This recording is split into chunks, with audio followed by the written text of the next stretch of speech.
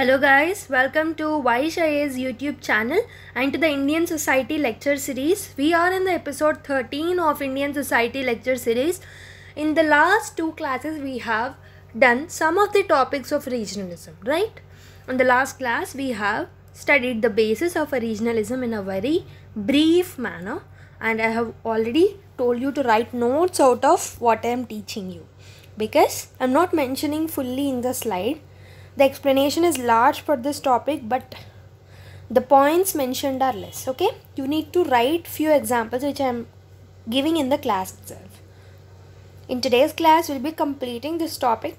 There are 3 or 4 topics left out in this concept called regionalism, so we'll be doing the topics. First one is the forms of regionalism, positive impacts of regionalism, negative impacts of regionalism, and last, is regionalism a threat to India's national integration? So these are the 4 topics which we are going to learn today. Okay, if you are new to this channel and if you are watching this episode 13, make sure that you have watched all the 12 episodes which have already been uploaded in the YSHI's YouTube channel.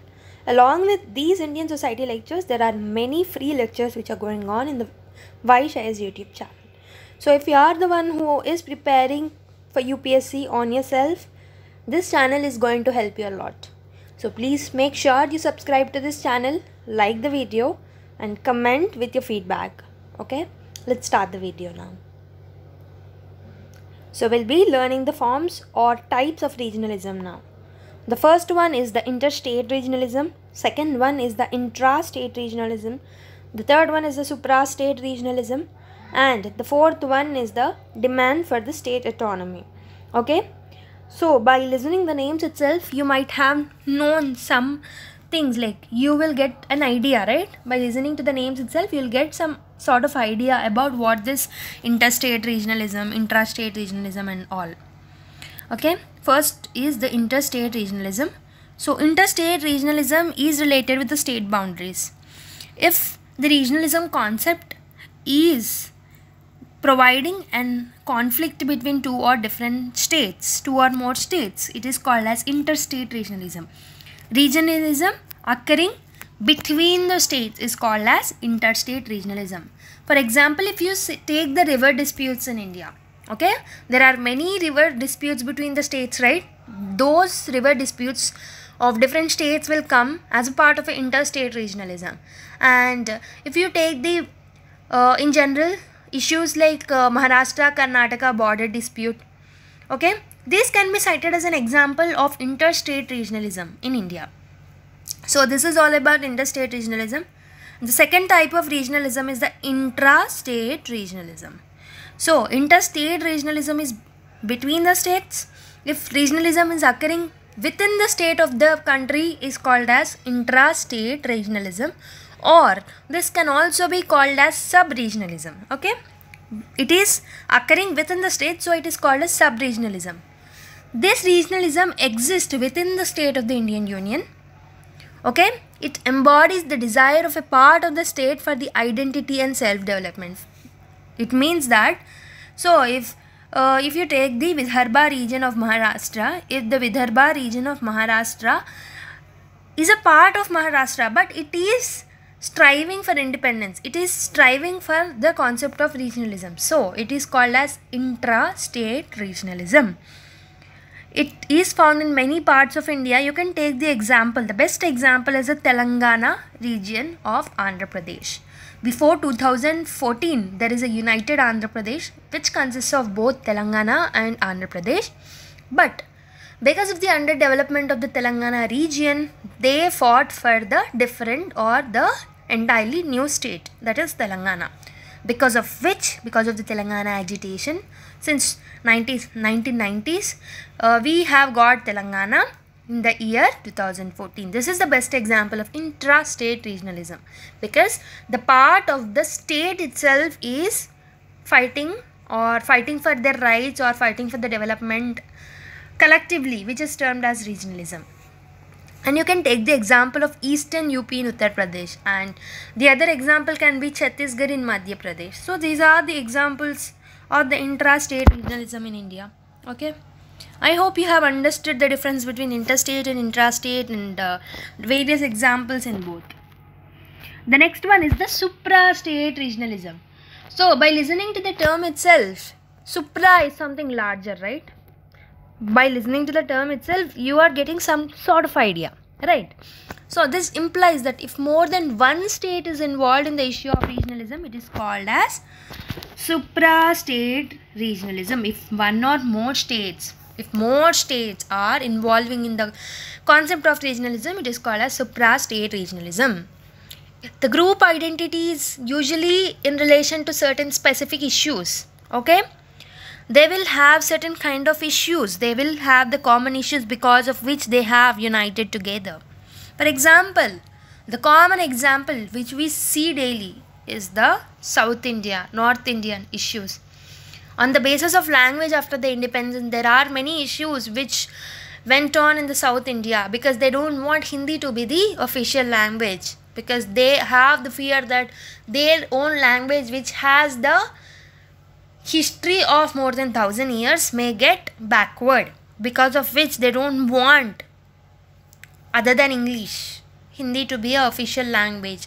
When Hindi is introduced as a compulsory language in the education system, there was many agitations which went on in the South India. So these are all the examples of the suprastate regionalism.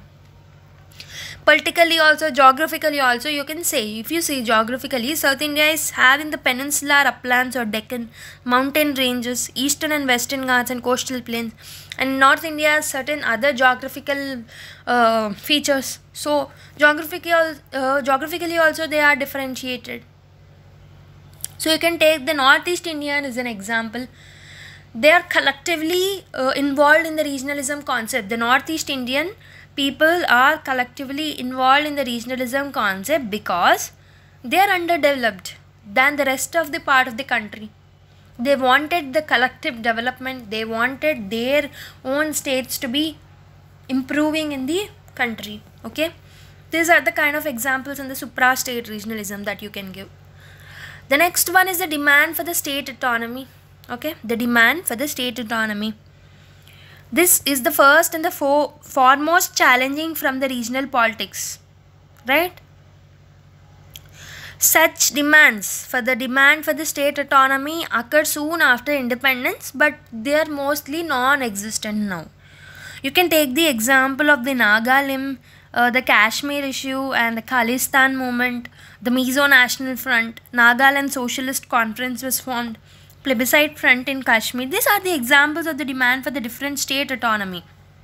Okay, Khalistan, you know about the Khalistan movement, Nagalim. Okay, these are regularly seen in news. Whenever you are seeing these kind of news articles, you should remember the concept of regionalism. You have to mention these examples in your notebook so that you will be able to write. You will be having that compilation of examples to be writing in the mains answer.